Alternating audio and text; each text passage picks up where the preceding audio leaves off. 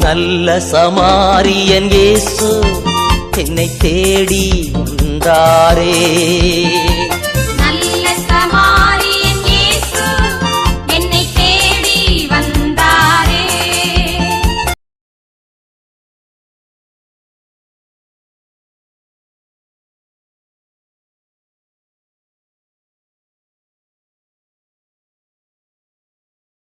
கிறிஸ்துவுக்குள் பிரியமானவர்களே, வாரம் ஒரு குறிஞ்சிய தலைப்பிலே இந்த நாளுமாக இயேசுவின் சீலையின் ரகசியம் என்ற தலைப்பிலே நாம் தியானிக்க இருக்கிறோம். நாம் வாசிக்க கேட்போம். லூக்கா நற்செய்தி 24ஆம் அதிகாரம் 12ஆம் வசனத்திலே சொல்லப்பட்டிருப்பதை நாம் வாசிப்போம்.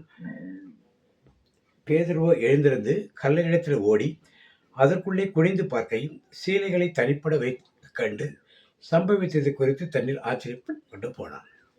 இயேசு உயிர்த்தெழுந்தது ஒரு புறம், ஆனால் இங்கே வேதத்தில் ஏன் சீலைகள் தனியாக வைக்கப்பட்டிருக்கிறது என்பதை குறித்து ஏன் அது ஒரு வார்த்தை வருகிறது என்றார்.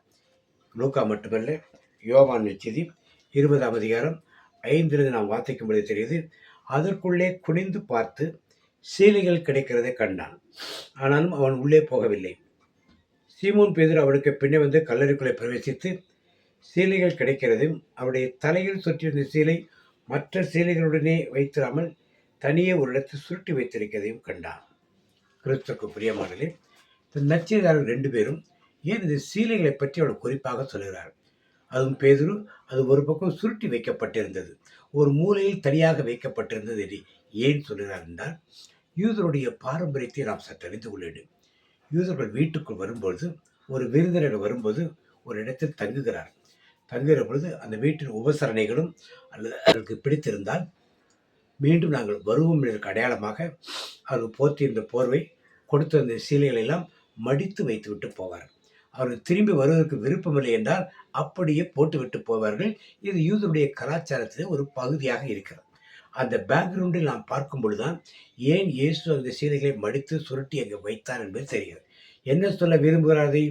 யார் இந்த கல்லறையை பார்க்கிறார்களோ, யார் கல்லறை அடக்கம் பண்ணப்பட்ட நம்ம வந்து பார்க்கிறார்களோ, அவர்களுக்கு இந்த செய்தியை சொல்ல வேண்டும் என்று, நான் திரும்பி வருவேன், மீண்டும் வருவேன் என்ற செய்தியை சொல்ல வேண்டும் என்று ஆண்டவர் இங்கே அந்த சீலையை மடித்து வைத்துவிட்டு சென்றதை சுருட்டி விட்டு சென்பதை வேதம் நமக்கு கற்பிக்கிறது.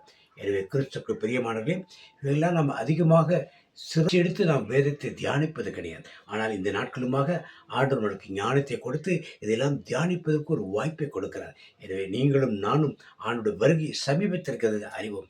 ஏற்கனவே ஆண்டவர் சொன்னது போல, மத்தேயு 24 சொன்னது போல, ஆங்காங்கே பூமி அதிர்ச்சிகளையும் கடல் அலை எழுச்சிகளையும் காண்பீர்கள், வானத்தின் விண்மீன்கள் அசைக்கப்படும், யுத்தங்களை செய்தியை காண்பீர்கள்.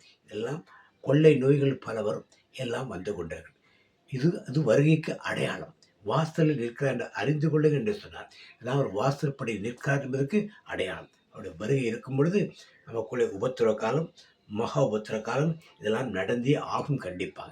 எனவே இதெல்லாம் இந்த செய்தியை கேட்டு அவர் மீண்டும் வருவார் என்ற கல்லறையை சொல்லிட்டுடைய செய்தியை நாம் உணர்ந்து அவர் மீண்டும் வருவார் என்பதற்காக நம்மை ஆயத்தப்படுத்துவோம்.